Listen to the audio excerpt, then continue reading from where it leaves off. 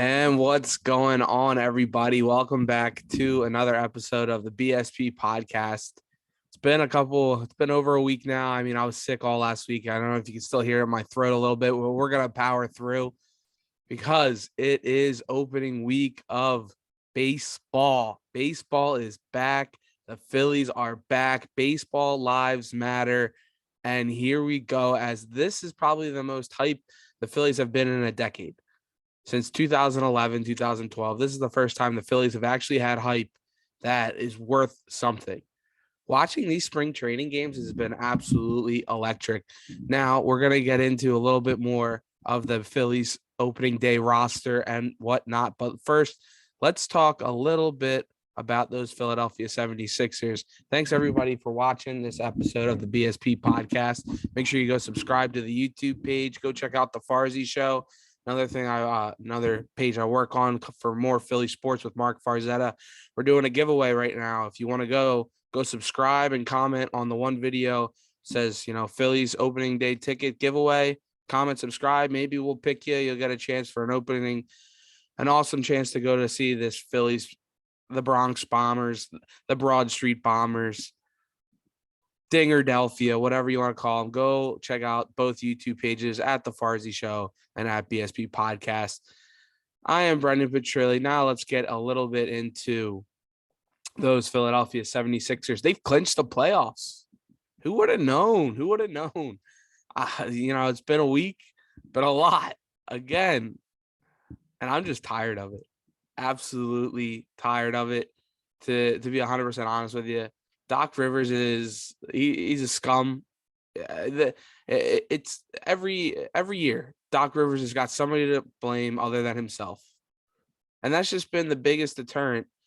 As people have been listening, I've been trending away towards the NBA for a couple months now, but no more than right now. All in on James Harden still. I'm not out like some of these crazy idiots, Mark. People hopping off the bandwagon. I'm still in on the Sixers team, and I think they could definitely be make a deep playoff run. But it's just when it comes down to it, it's the coaching. It's been the coaching. It's been the coaching for years. It's been the front office. Daryl Morey, who knows? I mean, the guy is just trying to win. He's got his white whale and James Harden now, and their biggest problem is they haven't been able to get those like drawing a blank right now. Sorry, it's been a little bit. I've been battling the cold. Has been absolutely brutal with the weather going from hot to cold, snowing to raining, and my throat is just. But anyway, the Sixers, the biggest problem is getting those bench guys, those depth. And every time they bring in somebody like a DeAndre Jordan, a Paul Millsap, these guys just don't work. You bring back Furkan Korkmaz. You keep banking on Shake Milton to be these guys for the bench for you. George Hills, they're just not it. They're just not that guy. And that's where they've struggled the most. Everybody talks about Ersan Ilyasova and the likes of him and Bellinari when had the guys come off the bench for three-point shooting, but then you didn't have the defense. Now you got the defense, but you don't got the shooting anymore. James Harden's going through a bit of a cold stretch right now. That's fine.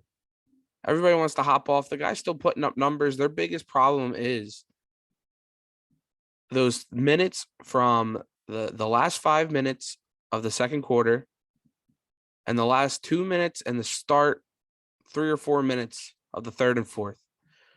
Their biggest flaws. And you know why? That's because Joel Embiid is not on the court. They cannot figure out how to play a coherent and fundamentally sound basketball game without Joel Embiid on the court. And yeah, you can say that's depth, right? But that's coaching. It's rotational minutes. Joel Embiid even called out Doc a little bit after they lost to the Bucks. Why am I not on Giannis? Why are we not matched up? There was 10 minutes of the game where Giannis is out there and Embiid isn't. The players don't put themselves in. It comes down to coaching. And that's going to be their biggest struggle as we move forward throughout the rest of the season, as the Sixers are in the playoffs. Now I'm going to have Holden back on. He was texting me the other day. He wants to come back on. He's hyped for it.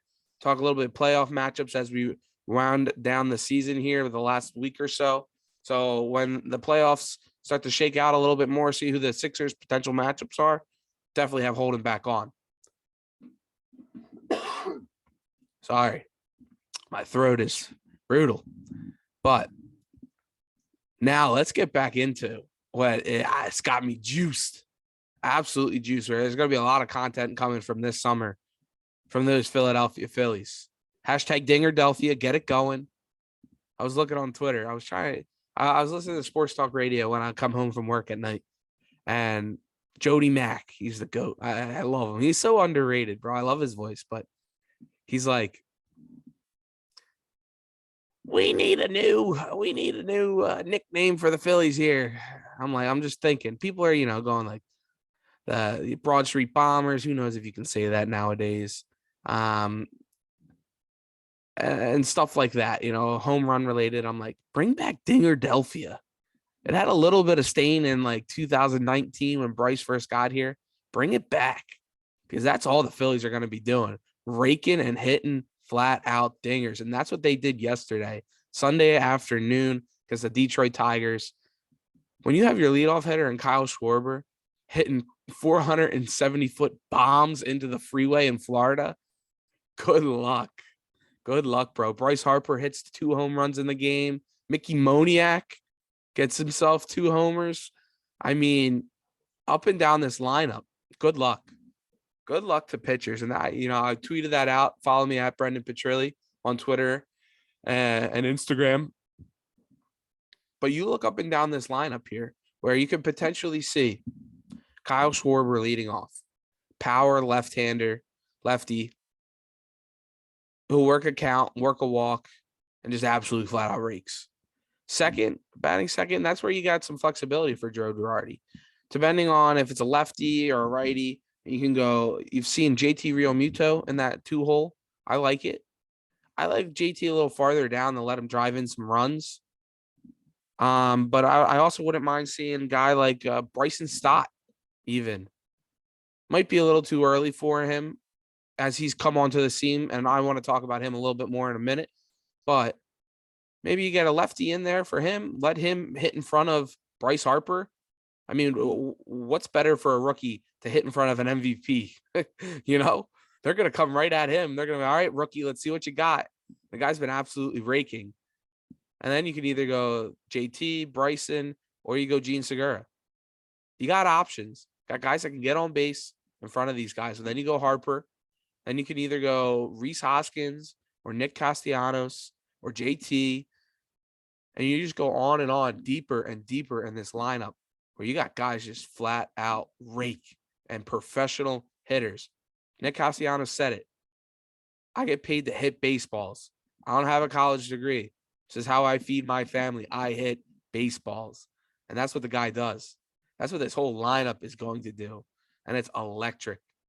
I've been telling you, get those tickets in the outfield. Doesn't even matter. Triple deck. That ball, you got a chance.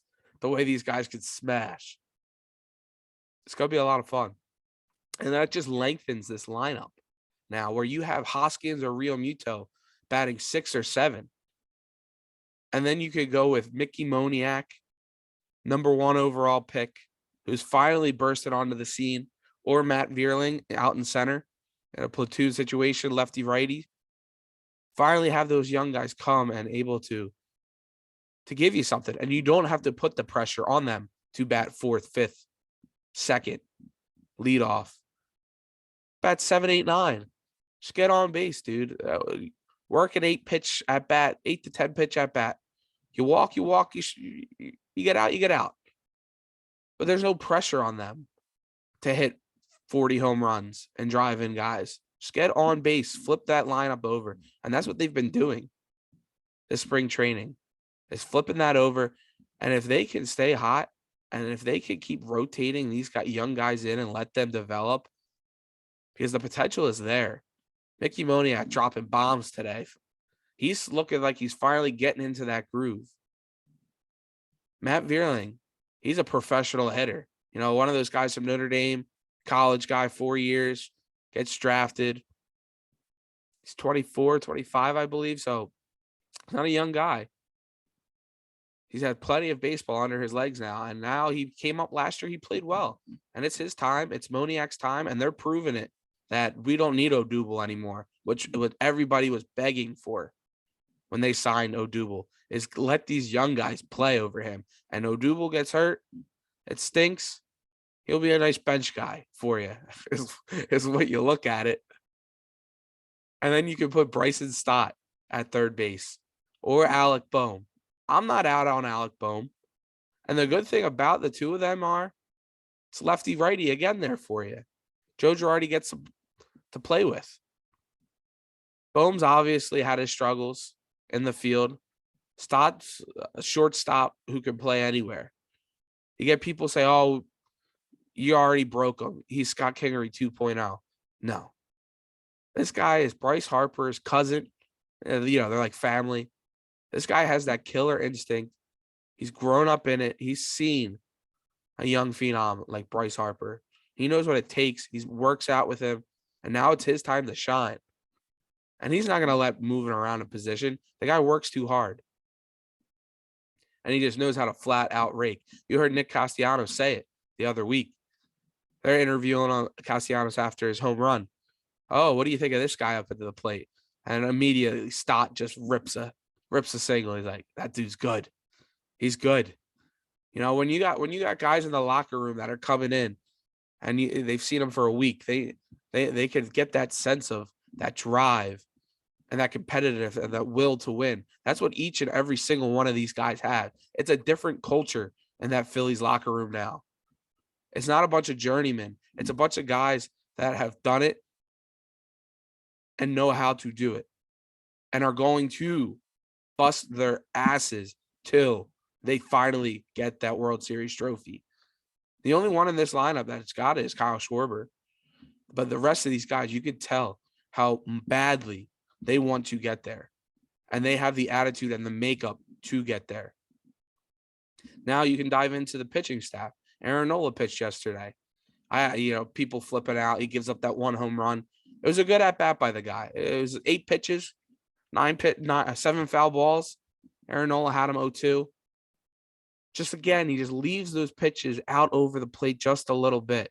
He has so much movement on his two-seam, his cutter, his changeup. They all tail. All of his pitches tail in and out, in and out. And if he's going for that inside part of somebody, but he leaves it out just a hair, that's where he gets in trouble. He's giving up those long balls, just leaving it out over the middle of the plate, and people have been burying him. I'm not out on Aaron. I think Aaron can be a solid number 2. You haven't really heard much of Zach Wheeler, but, you hope he can bounce back, stay healthy. And he's been struggling with some shoulder stuff to start this year. But to keep going and build off of that Cy Young candidacy last year, you need it. And then you got guys like Eflin, who you're hoping can just stay healthy. Because when the guy is healthy, great number 3. Be a great number 3 for you. And then you got Ranger Suarez coming off a great year as a full starting pitcher. And then Kyle Gibson or whoever else you want to throw in there. You got a makeup of a very good ball team. Yeah, you're going to see a lot of games how it was yesterday, where it was, 8-7. I'm okay with that. I am more than okay with that. I hope you guys are too. Let me know what you guys think of this potential Phillies lineup. Let me know what you think of the rest of the team. And let me know about Doc Rivers and this Philadelphia 76ers. Have your expectations changed? They're playoff bound. Where do you think they're going to play? Who do you think their first matchup's going to be? Make sure you stay tuned later in the week. I'm going to be posting some stuff on TikTok with the Farzy Show. Maybe some weatherman, some man in the street. I'm thinking for the Phillies game. Maybe I might go check out that opening day game. Who knows? It's in the works. But if you do, let me know if you go. And we'll definitely want to try to talk and interview you when we're down there. Go check out the Farzi's YouTube page and the BSP Podcast YouTube page. But go to that Farzy Show page. Find the video on there where we're giving out a free ticket. Subscribe, like the video, comment your favorite Philadelphia Philly, and we'll see if you win. It's going to be a heck of a summer. I hope everybody's locked and loaded here on the BSP Podcast. Go follow me at Brendan Petrilli, and at BSP Podcast on Twitter. Shout out to the 215 and go Birds. Diggerdelphia, baby.